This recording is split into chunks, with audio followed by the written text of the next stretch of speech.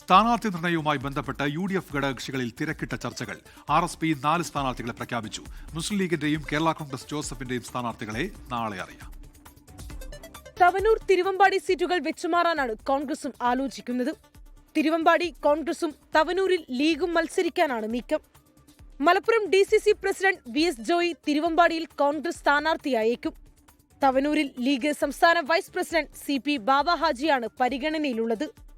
PK Kunhalikutty വേങ്ങരയിൽ നിന്ന് മലപ്പുറത്തേക്ക് മാറും.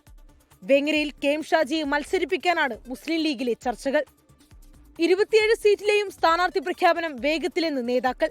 അന്തിമ തീരുമാനം ഇനി നാളെയും കൂടി ഒന്ന് വിലയിരുത്തിയിട്ടാണ് നമുക്ക് പറയാൻ പറ്റുള്ളൂ. നാളെ വൈകുന്നേരത്തിന് ശേഷം തീരുമാനം അറിയിക്കാം, എപ്പോഴാണ് പ്രഖ്യാപിക്കുക. മത്സരിക്കാൻ താല്പര്യമില്ലെന്ന് ലീഗ് സംസ്ഥാന ജനറൽ സെക്രട്ടറി PMA സലാം. ഉന്നതമായ ഒരു പദവിയിൽ ഇരിക്കുന്നുണ്ട്, അതിൽ നിന്ന് ഒഴിവാകണോ പാർലമെന്ററി രംഗത്തേക്ക് വരണോ എന്നൊക്കെ തീരുമാനിക്കേണ്ടത് പാർട്ടിയാണ്. പാർട്ടി എന്ത് തീരുമാനിച്ചാലും അതിന്റെ കൂടെ ഞാൻ ഉണ്ടാവും. ഏതായിരുന്നാലും ഇന്ന് നാളെയൊക്കെ അതിന്റെ ചിത്രം തെളിയും. ഇതിനിടെ RSP സ്ഥാനാർത്ഥികളെ പ്രഖ്യാപിച്ചു. ചവറയിൽ ഷിബു ബേബി ജോണും കുന്നത്തൂരിൽ ഉല്ലാസ് കോവൂരും മത്സരിക്കും. വിഷ്ണു മോഹനാണ് ഇരവിപുരത്തെ സ്ഥാനാർത്ഥി. 5ാമത്തെ സീറ്റുമായി ബന്ധപ്പെട്ട ചർച്ചകൾ അവസാന ഘട്ടത്തിലാണെന്ന് RSP സംസ്ഥാന സെക്രട്ടറി ഷിബു ബേബി ജോൺ പറഞ്ഞു. 4 സീറ്റിനെ സംബന്ധിച്ച് വ്യക്തത ഉണ്ടായിട്ടുണ്ട്.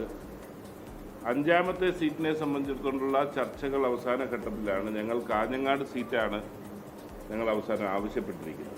അതേസമയം സീറ്റ് ഏറ്റെടുക്കാനുള്ള കോൺഗ്രസ് നീക്കത്തിൽ വിട്ടുവീഴ്ചയ്ക്ക് കേരള കോൺഗ്രസ് ജോസഫ് വിഭാഗം തയ്യാറായി.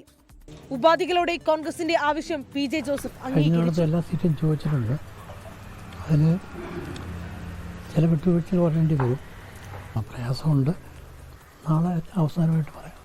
നാളെ കോട്ടയത്ത് ചേരുന്ന യോഗത്തിൽ അന്തിമ തീരുമാനം കേരള കോൺഗ്രസ് പ്രഖ്യാപിക്കും. Election desk 24.